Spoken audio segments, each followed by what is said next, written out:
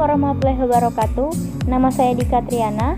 Saya mahasiswi Sekolah Tinggi Agama Islam Darul Ulum Sarolangun, jurusan Psikologi Islam, NIM 219-05001, mata kuliah Andragogi, dosen pengampu Ibu Sri Mariana MPD.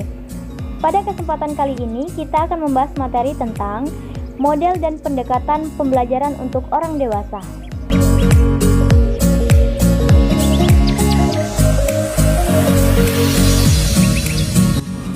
Model-model pembelajaran orang dewasa.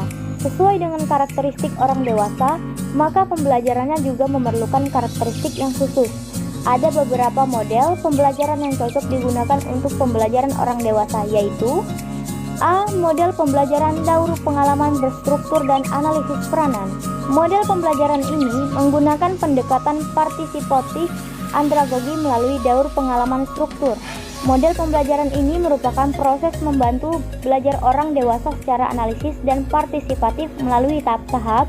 Pertama, pengenalan dan penghayatan terhadap masalah dan kebutuhan, peningkatan mutu, program, dan kemampuan petugas menurut pandangan peserta. Kedua, pengungkapan masalah atau kebutuhan, peningkatan mutu, program, dan kemampuan petugas menurut pandangan peserta. Ketiga, pengelolaan masalah dan kebutuhan, peningkatan mutu, program, dan kemampuan petugas oleh peserta bersama fasilitator atau narasumber. Keempat, penyimpulan cara pemecahan masalah dan pemenuhan kebutuhan, peningkatan mutu, program, dan kemampuan petugas oleh peserta bersama fasilitator. Kelima, penyerapan dan penerapan cara, peningkatan mutu, program, dan kemampuan petugas dalam penyelenggaraan program. B. Model pembelajaran latihan penyelidikan.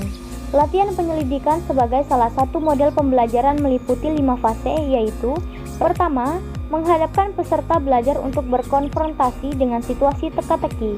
Kedua, fase operasional, pengumpulan data untuk verifikasi, meminta peserta belajar menanyakan serangkaian pertanyaan untuk dijawab oleh fasilitator dengan ya atau tidak, dan menyelenggarakan serangkaian eksperimen mengenai lingkungan situasi masalah. Ketiga, operasi pengumpulan data untuk eksperimentasi. Keempat, peserta belajar menyadap informasi dari pengumpulan data mereka dan menjelaskan masalah sebaik mungkin.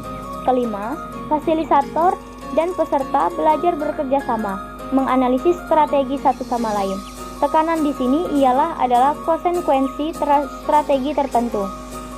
Analisis ini berusaha membantu peserta belajar lebih terarah dalam mengajukan pertanyaan dan mengikuti rencana, pengadaan fakta, menentukan apa yang relevan, menciptakan konsep penjelasan atau hubungan. C. Model pembelajaran Adventure Organizer. Adventure Organizer ialah materi pengenalan yang disajikan lebih dahulu dari tugas pembelajaran yang tingkat abstraksinya lebih tinggi dibandingkan dengan tugas pembelajaran itu sendiri. Tujuannya ialah untuk menjelaskan, mengintegrasi, dan menghubungkan materi dalam tugas pembelajaran dengan materi yang telah dipelajari lebih dahulu. Di samping juga untuk membantu peserta belajar membedakan materi baru dari materi pembelajaran yang telah diberikan. Organisasi yang paling efektif adalah materi yang menggunakan konsep, istilah, dan dalil yang telah dikenal oleh warga belajar, termasuk juga ilustrasi dan analogi. Advanced Organizer pada umumnya didasarkan pada konsep dan hukum atau aturan suatu disiplin. Sebagai contoh, suatu pembelajaran atau uraian mengenai sistem kasta di India dapat didahului dengan organizer yang didasarkan pada konsep stratifikasi sosial. Biasanya, organizer dikaitkan dengan materi yang bersifat aktual atau kurang abstrak dibandingkan dengan yang mendahulunya. Organizer timbul dari hubungan secara integral dengan materi pembelajaran. Organizer dapat juga digunakan secara kreatif untuk menyiapkan perspektif baru. Pembelajaran model Advanced Organizer dapat diterapkan melalui beberapa fase, yaitu: pertama, penyajian Advanced Organizer meliputi kegiatan sebagai berikut: menjelaskan tujuan satuan pembelajaran, menyajikan organizer, mendorong timbulnya kesadaran akan pengetahuan dan pengalaman yang relevan dengan latar belakang peserta belajar. Kedua, penyajian materi, tugas pembelajaran, menyusun urutan logis materi, pembelajaran bagi warga belajar, membina perhatian warga belajar, menyiapkan bahan organizer yang bersifat eksplisit. Ketiga, memperkuat organisasi kognitif menggunakan prinsip-prinsip rekonsiliasi secara terintegrasi. Pembelajaran penerimaan aktif memperoleh pendekatan kritis terhadap pengetahuan yang dipelajari. D. Model pembelajaran pemerolehan konsep. Pembelajaran model pemerolehan konsep mencakup penganalisis, proses berpikir, dan diskusi mengenai atribut pemerolehan konsep. Selanjutnya, terhadap variasi pada model dasar yang melibatkan lebih banyak peserta belajar, berpartisipasi dan mengendalikan diskusi, serta lebih banyak materi yang kompleks. Kelaziman di antara materi ini merupakan aplikasi dari teori tentang konsep. Inilah yang membedakan antara model pemerolehan konsep yang asli dengan perlombaan menebak. Model ini mengandung nilai aplikasi yang penting dan langsung kepada pembelajaran sebagai berikut.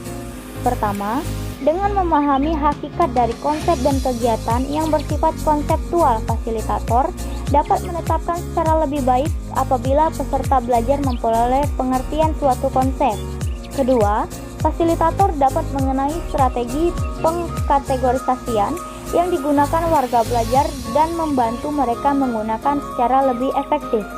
Ketiga, fasilitator dapat memperbaiki kualitas pembelajaran untuk mempelajari konsep dengan menggunakan model pembelajaran tentang hakikat proses pemerolehan konsep.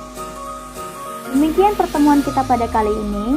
Terima kasih atas perhatiannya. Lebih dan kurang saya mohon maaf. Wassalamualaikum warahmatullahi wabarakatuh. Bye.